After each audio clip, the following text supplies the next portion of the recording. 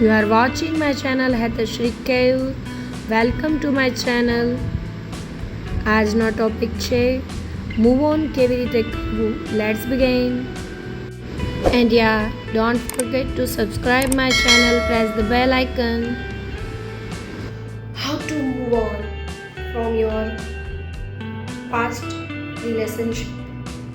How to move on with your ex, GF or BF. આજનો topic શરૂ કરતાં પહેલાં હું આપને વિનંતી કરીશ, જો આપ મારી ચેનલમાં નવા હો, આપને જો વિડીયો પસંદ આવે મારો તો ચોક્કસથી લાઈક કોમેન્ટ શેર કરો વિડીયો અને મારી ચેનલ સબસ્ક્રાઈબ કરો. તો આપણે ટોપિકની શરૂઆત કરીએ મોડું કર્યા વગર. મૂવ ઓન કરવા માટેના 3 ઇઝી સ્ટેપ છે. 3 ઇઝી સ્ટેપ પણ કહી શકો અને હાર્ડ પણ કહી શકો, કેમ કે બોલવા માટે મારે છે કે કોઈ પણને છે જેની ઉપર વીતે નહીં એને માટે બોલવા માટે 3 ઇઝી સ્ટેપ છે, પણ જેને વીતે છે એના માટે બહુ જ હાર્ડ સ્ટેપ છે. જો તમે 3 કરી શકવાના હો તો જ વિડીયો જોજો, બાકી વિનંતી કરીશ કે તમે અત્યારથી જ વિડીયો સ્કીપ કરી અને જઈ શકો છો. જો તમે તમારા પાર્ટનરને ખોવાથી બીવો છો, એ સ્ટેપ કહીશ એ તમે લેશો તો તમારા પાર્ટનરને દુઃખ થશે એવો તમે વિચાર કરો છો કે એવું કાંઈ પણ તમારા માઇન્ડમાં હોય તો તમે ચોક્કસથી વિડીયો છોડીને જઈ શકો છો. સૌથી પહેલો સ્ટેપ છે તમારા પાર્ટનરને તમારે બધી જ જગ્યાએથી બ્લોક કરી દેવા. Cut off relations. Close all the doors for him or her. Every and every. Not only in social media, also in phone, messages, everywhere. તમારે તમારા એક્સને બધી જ જગ્યાએથી સૌથી પહેલું બ્લોક કરી દેવાના. બધી જ સોશિયલ મીડિયાઝ, ફોન કોલ્સ, મેસેજીસ, દરેક જગ્યાએથી એને બ્લોક કરી દેવાના કે જેને કારણે એ તમારા સુધી પહોંચી શકે નહીં. બરાબર છે?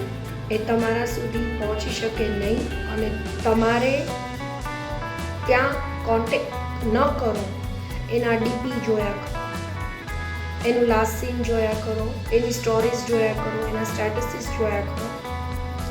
એવું ન કરો અને ફર્ધર હોપ રહે એવા ઘણા કારણસર, અને જ્યારે એ હોપ તૂટે ત્યારે બહુ જ તકલીફ થાય. અને તમારે મૂવ ઓન કરવું છે તો તમારે પહેલાં ત્યાંથી તમારી ટોટલી કનેક્ટિવિટી કટ કરવી પડે. Connectivity loss. બરાબર છે? તો એની માટે તમારે સૌથી પહેલાં એનો નંબર તમારા ફોનમાંથી ડિલીટ કરી નાખવો પડશે. બીજું, સેકન્ડ થિંગ, એની ટોટલ બધી તમારી એક્સ સાથેની જે કોઈ મેમરીઝ છે એ મેમરીઝ તમારા ફોનમાંથી સોફ્ટમાં હોય કે હાર્ડ કોપી હોય ફોટાની, કે ટોટલી બધી એની ગિફ્ટ્સ હોય બધું જ ડિસ્ટ્રોય કરી નાખવાનું. કાંઈ જ મેમરી તમારી સામે આવે એવું બનવું જોઈએ નહીં. એ ઉપરાંત એની સાથે વિતાવેલી જે જગ્યાઓ છે, એની ભેગા જે જગ્યાએ ફરવા ગયા હતા એ જગ્યાઓ પર જવાનું ટાળો. હમણાં એ બધી જ જગ્યાઓ, એ મૂવીઝ, એ સોંગ્સ, એ બધું સાંભળવાનું ટાળો. એની મેમરીમાંથી બહાર આવો. બરાબર છે? જૂની યાદોમાંથી બહાર આવો. ત્રીજી વસ્તુ અને સૌથી મોટી વસ્તુ, થર્ડ થિંગ, એને તમારા માઇન્ડ એન્ડ હાર્ટમાંથી કાઢો. એને કાઢો, હાર્ટમાંથી ને માઇન્ડમાંથી કાઢો. એની માટે એ બધી જ વસ્તુ, 3 જે વસ્તુ કીધી એ માટે, 3 સ્ટેપ માટે ફક્ત વિઝન ક્લિયર રાખો કે કયા કારણથી હું બ્રેકઅપના નિર્ણય સુધી પહોંચ્યો છું કે પહોંચી છું. એક કારણ તમારી સામે રાખો. જેને કારણે આ ત્રણ સ્ટેપ ભરવામાં તમને આસાની થઈ જશે. આશા રાખું છું કે મારો વિડીયો તમને પસંદ આવ્યો હશે. નમસ્કાર. Thank you so much for watching and don't forget to subscribe my channel.